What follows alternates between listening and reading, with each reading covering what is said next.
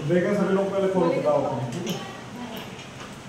The ball poem, आपकी जो कविता है इसका नाम बॉल पोएम क्यों रखा गया है? क्योंकि ये जो पूरी कविता है वो एक गेंद के ऊपर आधारित है।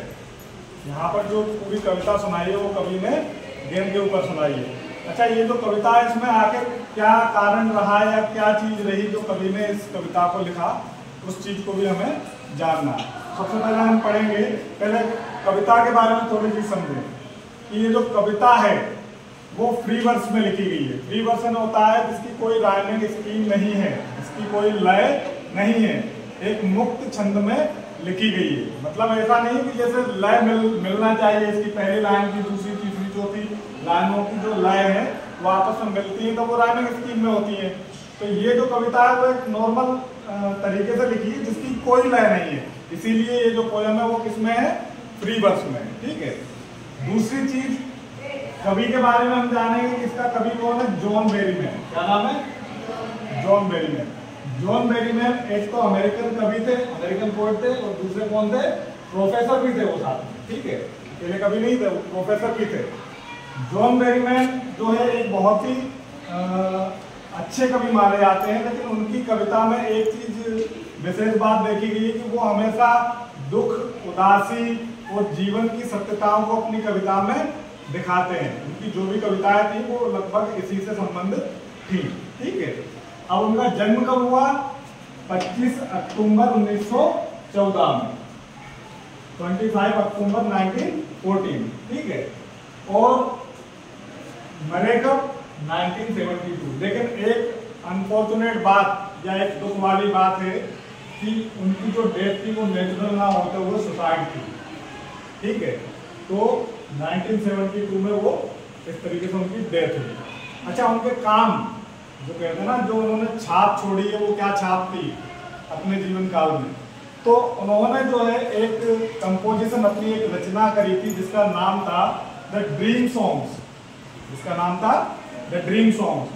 उसके लिए उन्हें वहां का जो अमेरिका का पुरस्कार है, ठीक है, जो मिलता है इस क्षेत्र में, पुलित्जर प्राइज जिसे बोलते हैं, वो पुलित्जर प्राइज जो है जॉन बेरीमैन को 1965 में दिया गया था उनके इस कंपोजिशन के लिए। ठीक है। बहुत कम कवियों या उनको मिलता है इस तरीके से पुरस्कार। तो ये एक बहुत ही अच्छे वेल नोन पोएट भी थे।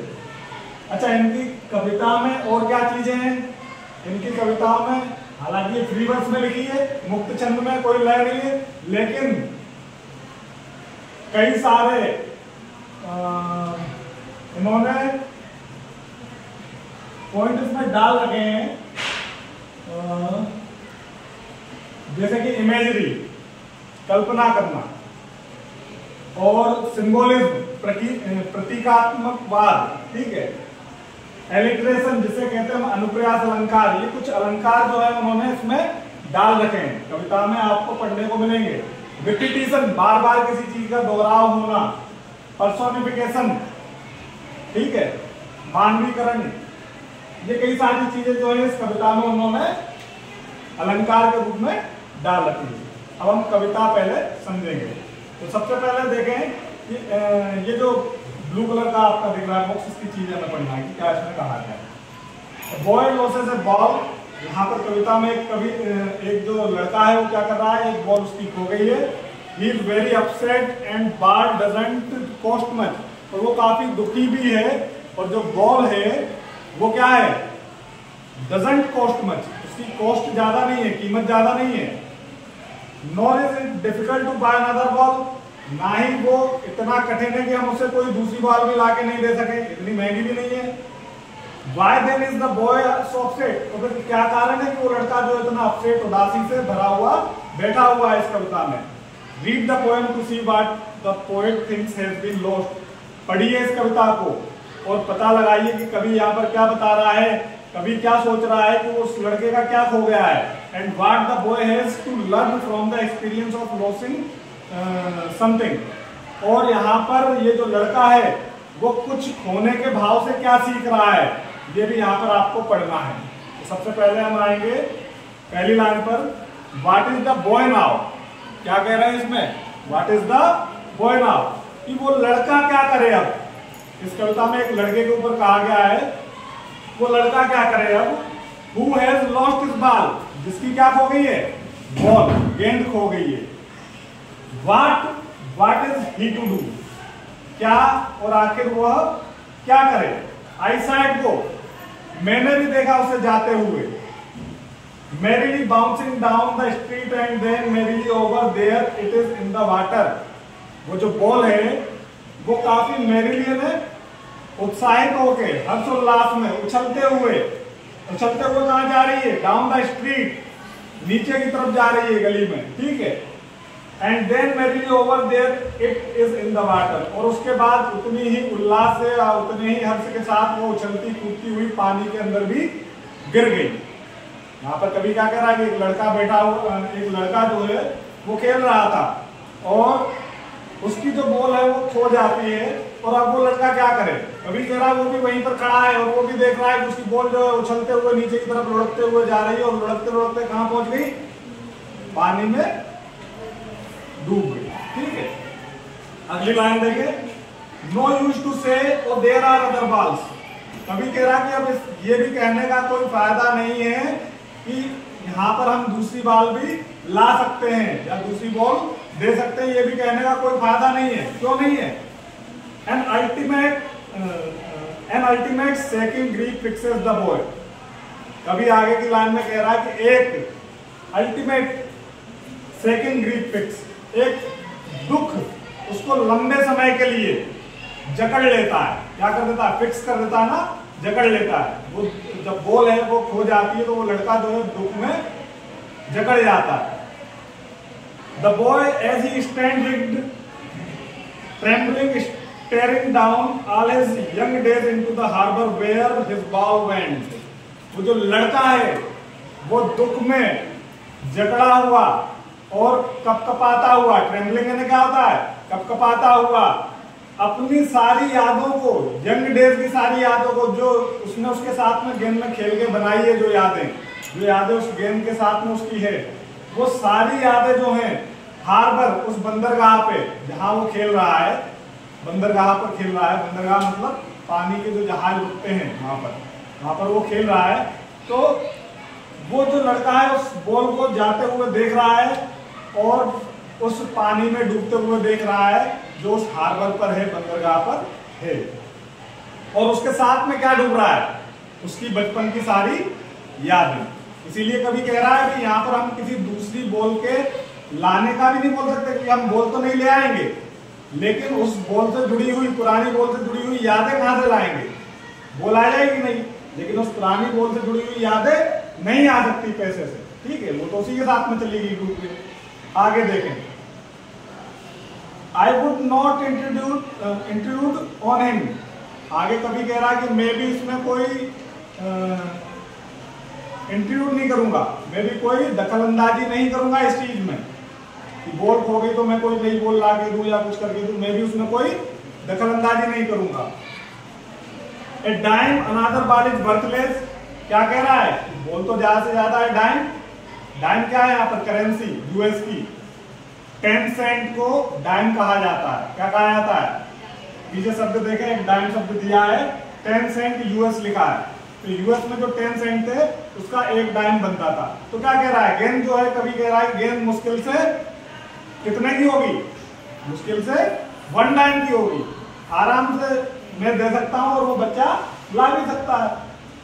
लेकिन अनदर बॉल में दूसरी बॉल इज वर्थलेस, लेकिन दूसरी बॉल लाना क्या होगी? वर्थलेस होगी, कोई उपयोग नहीं होगा उसका, या कोई फायदेमंद नहीं होगी उस बच्चे के लिए, क्योंकि हम बॉल तो मंगा लेंगे लेकिन उस पुरानी बॉल के साथ में खोई हुई यादों को वापस नहीं ला पाएंगे।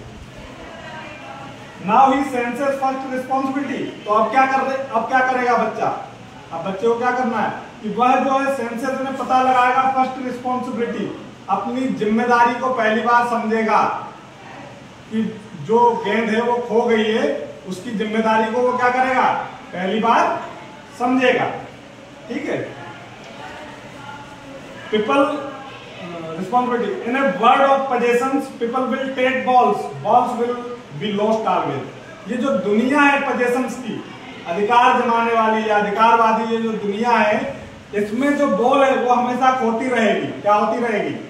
बॉल खोती रहेगी, और बॉल जो है हमेशा खोती रहेगी, और यहाँ पर जो लोग हैं वो उसकी बॉल हमेशा लेते रहेंगे। कभी क्या कह रहा है यहाँ, बॉल को सिंबॉलिक रूप से प्रयोग करके ये कह रहा है, बॉल की जगह यहाँ पर वो कह रहा है कि यहाँ पर दुनिया में उसे लोगों के द्वारा दुख मिलता रहेगा, और उसकी चीजें कई सारी दुनिया में आया है तो खोती भी रहेंगी, और उसको झेल कर उसे कैसे फिर से खड़े होना है, उसको सीखना है, और अपनी जिम्मेदारी भी तय करना है कि वो बॉल या वो वस्तु मेरे से क्यों खो गई है। ये सब क्या करना है, उसे तय करना है। लिटिल बॉय, उस छोटे लड़के को ये सब कुछ सीखना पड़ेगा। And no one buys a ball back, money is external. और क्या कह रहा है, कोई भी व्यक्ति उसको बॉल वापस से खरीद कर नहीं दे सकता है। मनी इज एक्सटर्नल, पैसा तो बाहरी चीज है, बॉल वो दे देगा लेकिन बॉल के साथ में जुड़ी हुई यादें नहीं देगा। मतलब वस्तु तो कोई भी इंसान लाके दे देगा, आपसे कोई चीज खो गई, कोई भी लाके वो नहीं दे देगा, पेन कॉपी जो भी हो गया, लेकिन आप अगर उसे चला रहे हो 1 साल 6 महीने से, तो आपकी जो यादें उसके साथ में जुड़ी है वो यादें वापस से नहीं दे सकता है। इसीलिए पैसा जो है वो क्या है, एक्सटर्नल चीज है, बाहरी चीज है, सांसारिक चीज है, भावनाएं उससे नहीं खरीदी जा सकती है। कभी बहुत अच्छा संदेश दे रहा है यहाँ बॉल के माध्यम से।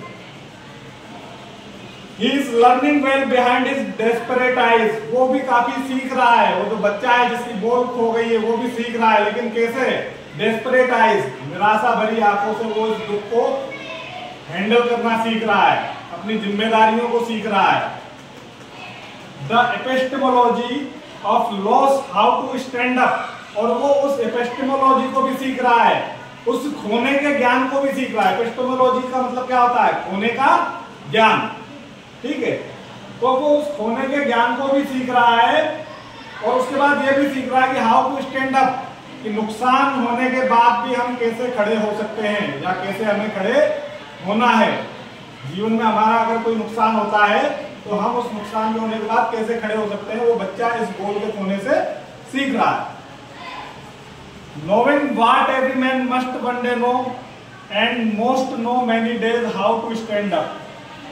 और ये चीजें जो हैं लगभग सभी को किसी न किसी दिन सीखना ही पड़ेगी, कि दुनिया में अगर आप आए हो, संसार में आए हो, तो आपकी चीज या वस्तु या आपके प्रियजन कभी न कभी आपसे अलग होंगे या खो जाएंगे, और उस दुख को भूलकर आपको फिर से खड़े होना पड़ेगा। ये आपकी क्या थी? पोयम थी, जो किसने लिखा था? जॉन मैरीमैन ने लिखा था, और उसका अर्थ भी आपको अच्छे से समझ में आया।